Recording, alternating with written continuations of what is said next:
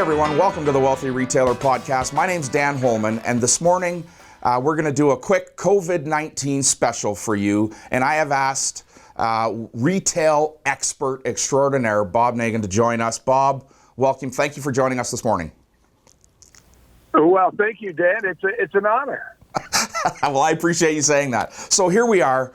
Bob, you've called it a disruption. I've called it a disruption and a bunch of other crazy words that I'm not going to use on the air.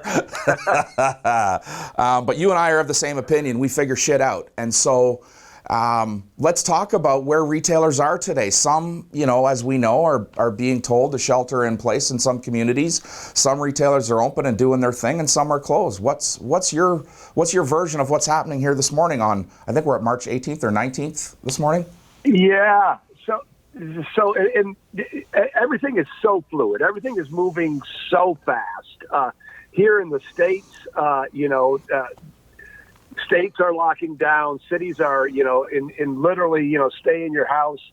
And I keep an eye on things, and I know that, things are happening really, really fast in Canada, all over the world.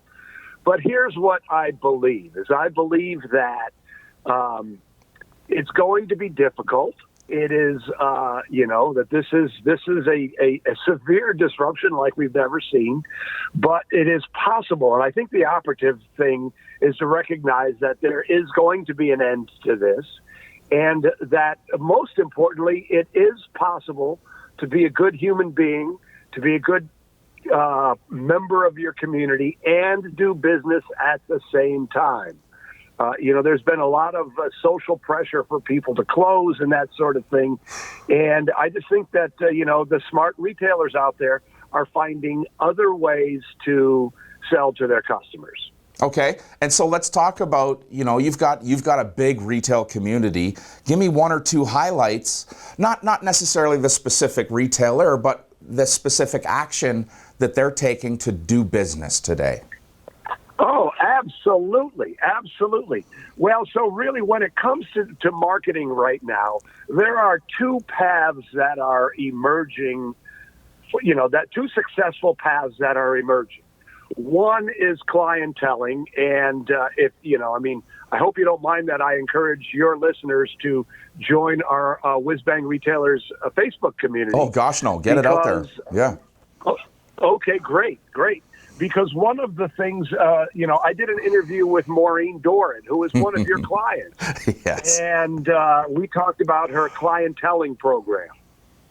Yeah. And clienteling is basically where you proactively reach out and communicate with your customers. So what I'm encouraging all retailers to do is recognize, hey, you've got a customer database. You've got a point of sale system, hopefully, that has, customer information. Use that. So instead of sitting in your store hoping that people come in, you need to get very, very proactive about reaching out to your customers. Your customers probably, at least I hope, want to support you. So there's this whole idea of, we have to get past the idea that our customers are going to come in the store, or that marketing is all about bringing them into the store. Right now, we're generating sales by going out to them, by meeting them where they are. Right. And Maureen did an absolutely great job. She so generously shared so much about her program. So I would encourage everybody to check out that interview. I mean, we had so many comments. People are going, wow, that just changed my life. Or I pulled over to take notes and that sort of thing. But it's the whole idea of, look, you have a database, you have employees who need to who you want to keep employed. Get into your database, figure things out, and start calling, start texting, start emailing. Personal relationships, build them, make it happen. So that's the one that's the one path. The other path is live social selling. When you think about it, people are stuck at home. You Right. need to ask yourself, how can I sell to them using live video, whether it's Instagram Live, Facebook Live, So really, when you start to think about it, what I'm encouraging our people to do is think of yourself as QVC. Get online. Get on, you think about that, Dan. Isn't that what QVC does? They get online and sell stuff. They do. You're 100% right. They sell the exact same stuff that our clients sell. So, on my schedule for today is, or I'm not quite sure what slot is going to get in, but I plan on watching QVC for an hour or two this afternoon. I've never watched QVC, but I'm going to learn how they sell, and I'm going to try to communicate it to our community because, there's a real opportunity here. And, it's all changed. It is changed. Have to change. The world has zigged. We need to zag. So that's what I'm seeing right now. And that's great. And, Bob, I think that is worth repeating, that this guy that we look to as our retail expert is going and watching another medium to figure out how to do something he's not done. And isn't that the message our retailers need to hear? Get out of your box. Go figure this out. Go look to what other people are doing. Man, oh man, I applaud that QVC deal. And now you've kind of got me thinking, what do we have in Canada that's QVC driven? I think we have the Home Shopping Network. And maybe that's a way. There's the Home Shopping Network. There's QVC. There's both of them. But, they're channels, and that's what they do is they get online and they sell jewelry and cookware and clothing. But so there's that whole, having a show. Well, Peter Moore, right? I do know Peter Moore, yes. So Peter Moore, Shootopia. So we do a weekly community forum, and he was on. And he said that, they've closed their stores or they've closed the doors. I think this is important. They've temporarily closed their stores, but he's got the Shootopia shopping network. This is what we do. But there's one other thing I would like to add, if I may. Of course. So QVC or Home Shopping Network or whatever the Canadian equivalent of, what they do is they get on and they show an item and they sell an item. But there's another opportunity for all of us independent retailers. Right. And that is to inform, to distract, to entertain. In fact, before I did that interview with Maureen, we talked about this whole thing. And it was, so Maureen, so she's in high-end women's fashion. Mm-hmm.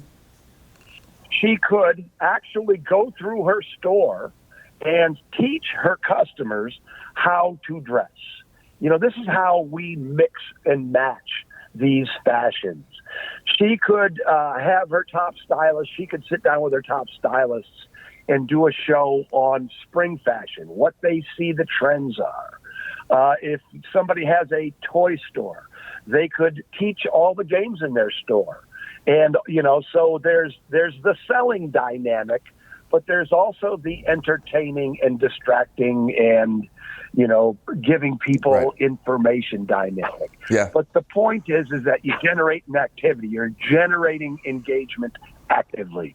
You're being proactive about doing something. Right. And I'm going to ask you, Bob, I'm going to give you sort of my philosophy. I'm going to share a little bit of an experience from Friday, and then I'd like you to kind of expand on it.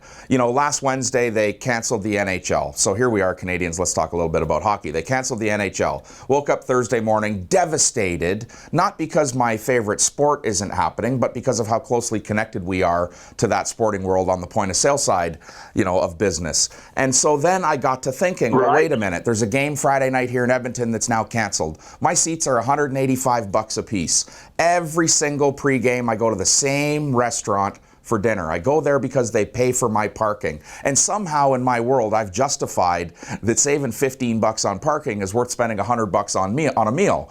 And so here's the deal.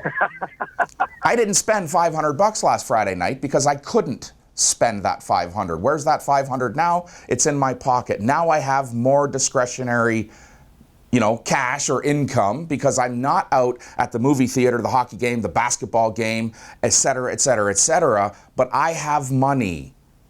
Shouldn't my retailer want that from me? Shouldn't they figure out a way to get that and recognize that even through this crazy period, I have money that I'm not spending on entertainment. I kind of took off on the entertainment thing. What's your thoughts?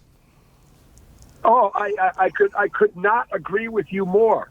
And anyway, there's always money in the economy. In fact, here in the States, I mean, they're talking about sending everybody a check for $1,000. And whether you agree with that economically or not, I mean, they're talking about dumping $1 trillion into the economy. So there's money.